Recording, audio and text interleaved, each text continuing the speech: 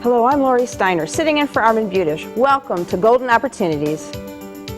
Today, hackers are everywhere. We'll present bulletproof protections for your passwords. Then, this is not your grandparents' retirement. We'll propose ways to prepare for this leisurely time of life. It can be challenging to monitor your medical issues. We'll prescribe help. Plus, movies with a mission. We'll roll credits on films that focus on improving elder issues. And marrying later in life involves a lot more than love. It's time to get geoing, so pull up a chair and join us at our kitchen table for Golden Opportunities.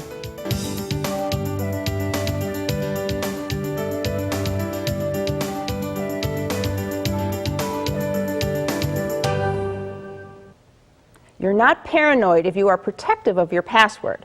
But how can you be really sure your password is really secure? Brad Gladish is here with safety suggestions for ensuring your personal information remains private. Brad is an information security specialist for Medical Mutual of Ohio. Good to see you again. Yes, likewise. Thank you for having me. So, we want to use a password that's easy to remember. So what's wrong with that? Well, if the password's easy to remember, then it's probably easy to guess. You know, a lot of the cyber criminals out there are trying to guess these passwords. And so a few things that you definitely want to avoid. Number one is you want to make sure you're not using a common password, like the word password, 123456, ABC 123. You know, the cyber criminals know that people use these passwords, so these are the first ones that they try and guess when they're targeting you. You also want to make sure that you're not having any of your names, your spouse's names, kids' names, or phone numbers, or even your date of birth in your passwords, because a lot of that information is accessible through a normal Google search. So, you know, bottom line, you don't want to use personal information when it comes to your passwords. Okay, so what should we use? Do you have some, like a password primer for us? We do. So you have to remember, your password is your first line of defense when it comes to securing your information. So you want to make sure that it's secure. So first of all, you want to use a password that's complex. It has 8 characters, numbers, letters, uppercase and lowercase, and special characters.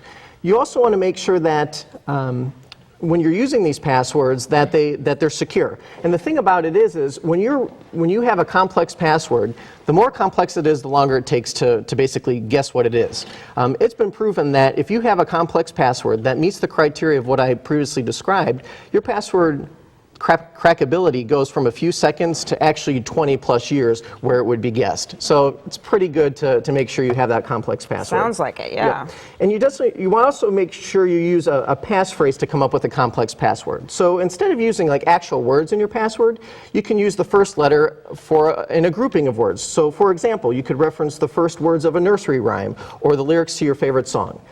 You can mix numbers for letters. So instead of using the letter 0 in your password, or excuse me, the letter O in your password, you could put a 0 in there, or a $sign for in place of a letter S. You do want to make sure that you're using different passwords for all your different websites that you use. Makes sense. It makes sense. Because if they got one, they got them all. Right. In the event that your password is compromised, make sure you change it on all of your sites. You want to make sure you're password protecting your mobile devices. A lot of people don't realize your mobile device is a mini computer and it has sensitive information. So put passwords and PIN numbers on there to protect that information. And you also want to make sure you're changing your passwords frequently. I would recommend, at minimum, change each one of your passwords once every 30 days. Oh my goodness, I'd be doing nothing else. I know, it's a lot. Like. Okay, so we do all of this. Now we've got these complex passwords. How do you remember all of these things? Sure, most people probably think, well, maybe I should have a list of these passwords on my computer. Well, that's a big no-no. If you think about it, if you've got that password list on there and somebody actually compromises your computer, now they have all your passwords, basically the keys to the kingdom. So what you can do is you can actually document these passwords by physically writing them down, okay? But make sure that list is secure when you're not using it. Of course. But you know, really the best medicine is to memorize these passwords. And you know, as you use these tips and everything, it really becomes a lot easier to remember them. Do you have like just like the top 3 tips if we're just trying to get started with all of this? Absolutely. The most important thing that you want to do is make sure you're not using one of those common passwords. You also want to make sure you're using that complex password with at least 8 characters. And then lastly, change your passwords frequently. All right. Wow. Common sense. Good advice. The internet is making our lives a lot easier, but it's also making it a lot easier for others to get access to our information. Follow Brad's advice and use his tips to protect yourself. My thanks to Brad for joining us today. Thank you. Learn more about Medical Mutual of Ohio by visiting their website, www.medmutual.com/2014options, or call 1-866-488-3266. Next, Rethinking Retirement.